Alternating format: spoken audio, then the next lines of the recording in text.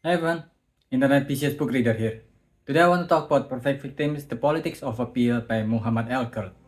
You've most likely heard perfect victims before because it is a term that is usually used to describe the kind of narrative that the abuser defense squad used to justify their idol's behavior, a mix saying that is not fighting back, that is perfect and kind in every way, with no single flaw you can point to. It is of course bullshit, it's just usually celebrity worship and people clutching at their toxic behavior because if they did not fight back, then the conversation will turn into the other form of victim blaming, calling them a fool who did not fight back. But nevertheless, the perfect victim narrative is always used, especially for people with biases to hate certain group of people. The easiest example I can use here is people that hate women. Johnny Depp is someone with a known history of substance abuse and violence, enough that some of them are not just alleged but have been proven 100% true. This includes his abuse of Amber Heard. But when he sued Amber Heard for defamation, which is just Amber Heard mentioning her experience as survivor of an abuse victim, he got triggered enough to sue her in America, where the legal system is one of the worst in the world that it teaches you to not apologize there, and a corpse is giving birth in 2025. And after that trial, because Amber Heard looks mean, cold, and detached, and Depp was cracking jokes all the time and is more charismatic, Amber Heard can no longer talk about her experience as an abuse victim, even when it's still true that Johnny Depp did abuse her. That circus of a trial is not the first and last time that the perfect victim narrative was cast on a subject. Already we have Blake Lively, a woman that has observedly been mean to people on purpose that people then easily brush away Justin Baldwin's abuse despite all evidence and witnesses. But these are, in the grand scheme of things, just celebrity drama. It will affect people's view of abuse and their defense for it for sure, but that is small in comparison to how the perfect victim narrative was weaponized by Western imperialism. It became a literal weapon of mass murders that we have witnessed through history times and times again. North Korea is the perfect example of this. After two back-to-back Nepo babies from their monarchy style of ruling, they are not exactly the beacon of what is good and just, but when the Korean War started, South Korea is a much worse state in comparison to North Korea. The first president of South Korea, Syngman Rhee, spent his life in America more than in Korea. Because of how Americanized he was, each time he went back to Korea, he was either exiled or impeached by Koreans. It was only because of the backing of America that he became their first president. During the Korean War that is mostly fought by the American, the South Koreans under him raped many of their own people, and under him there were multiple massacres and people getting disappeared and locked up for protesting against him. It took quite a while for the South Korean people to actually get rid of him back to America, and even then South Korea is still so much broken and dystopian because of the American capitalism system of government that he brings there. It was not until the Vietnam and Iraq invasion that they finally got a tiny bit of backlash, so now they usually do the bombing by borrowing someone else's hand, like Saudi Arabia or, of course, Israel. The author is a Palestinian, and Palestine, as many of you is aware now, is facing an ongoing genocide, the longest and most brutal Holocaust that ever happened after almost a century of ethnic cleansing and an even longer oppression. At first under the hand of the British Empire and the Zionists that will later become Israel, and then under the hand of America and Israel. And during those centuries of oppression, they have faced some of the worst active dehumanization ever. Take the many Western military propaganda for example. Most of them paints the Muslim Arab as the bad person and the West as someone who is forced to kill them even in historical biopic. Zero Dark Thirty, the movie that is a quick cash grab on the popularity of Obama killing Osama. At the end of the movie, a woman wearing a hijab took Osama's gun and the soldier had to shoot her in retaliation, even though in real life they just started blasting. The soldier, I mean. The woman that they shot that was just some random civilian. They also killed a child along with three other men. In American Sniper, the actual Kyle Hill is a raging racist Islamophobe that believes in everything about the war on terror and volunteered to join American military invasion to Iraq. But in the movie, he is portrayed as having to do the right thing when shooting a woman and a child in Iraq.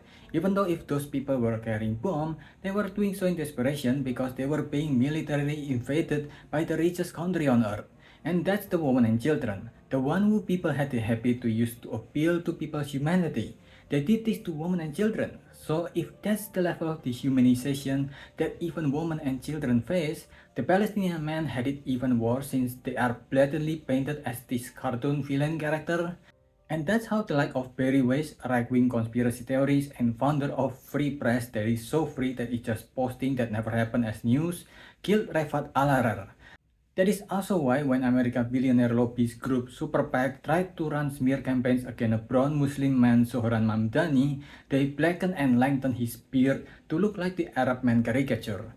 And this is because of the old practice of Orientalism, of ordering the non-Westerner like Asian and Middle Easterners. It's why America called the Vietnamese who are fighting against their invasion as Viet Cong. That's why almost every entertainment that involves military have a certain portrayal of Middle Eastern men as their villain.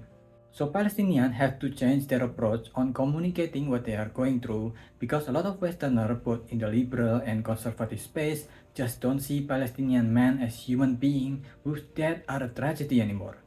They need to make sure to tell people that it's not just Muslims the one that are being killed, Christian and Catholic too, since Palestine is actually a diverse place. It's not just men that are dying, women and children too. It's not just people dying, the tax money that most Westerners paid was used to bomb Palestinians. It is more important that the West are losing money than Palestinians are losing their life. You have to remind people that Israel is not just killing Palestinians. They kill people from other countries too. They kill Americans, they kill white people too. Because so many Palestinian life has been lost, but the West just don't care, so Palestinians have to clutch on other type of messages in the hope that someone will finally stop their oppressor. The dehumanization forced them to appeal to the word humanity by listing of gender, religion, race, the state you were born at, like they matter in terms of Israel oppression and massacre of the Palestinian people. Shiran is a 51-year-old Christian activist woman. Shiran is a 51-year-old Christian activist woman from America wearing the press vest that was murdered by the IOF, but so is all the other Palestinian journalists that made Gaza into the deadliest place for journalists ever. As part of their dehumanization, Palestinians will need to be polite in their suffering and pro-Palestine people had to be even more polite or else there will be retribution for them. Israel and their defenders will call out anything that they consider as crass and improper as soon as possible for not being perfect enough. Look at their response to Niqab, Pop Villain, Palestine Action, and many others who they quickly called out because they were being rude to the genocidal maniac state of Israel.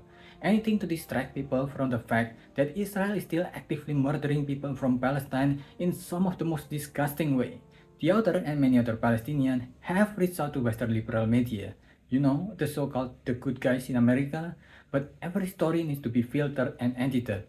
Oh, the Palestinian murder victim threw rocks at the oppressor tank before they were gunned down, then we cannot publish that story. It is because only certain people can be victim. But even then, not even the brutal murder of a child Hind Rajab was enough to make the liberal media say who killed her. The supporters of Israel have shown themselves to be unrepentant.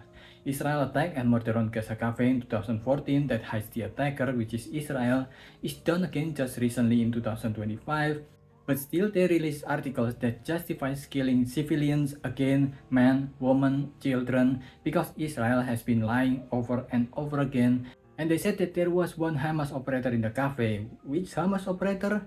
They will never tell. And usually, in cases like this, it is only after the dust has settled that they later will turn the story into something much more beneficial to them. Nelson Mandela, for example, they won't mention how he was inspired to fight against the apartheid when he joined Africa Communist Party. They won't mention how he created an armed resistance group to fight against the apartheid policy in South Africa. They won't talk about how he put him into their terrorist designated spot because he started gaining a lot of support in South Africa. They won't talk about how he was captured and imprisoned for 27 years for refusing to denounce the armed resistance in South Africa.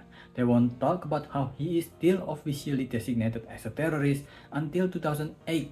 Despite Mandela being out of prison in 1990 and apartheid law officially ended in 1994, Western imperialism changed Nelson Mandela's history so much that he is now the perfect victim. If they can do that to Nelson Mandela, the person that people nowadays agree deserves the Nobel Prize, you can see the level of dehumanization that Palestinians got that people have learned to see as terrorists for their whole life. If your base instinct is to tell Palestinian or pro-Palestinian people what to do instead of being busy calling out Israel atrocity, you are victim blaming the Palestinian. You want to make them the perfect victim. You are telling the people being murdered to not hate their murderers instead of telling their murderers to stop murdering. And to be clear, I'm talking about stopping Israel genocide here. Read this book. I give this a 4.25. What do you think? Let me know if I miss anything, so leave your thoughts in the comment below and subscribe to the channel. That's about it. See ya.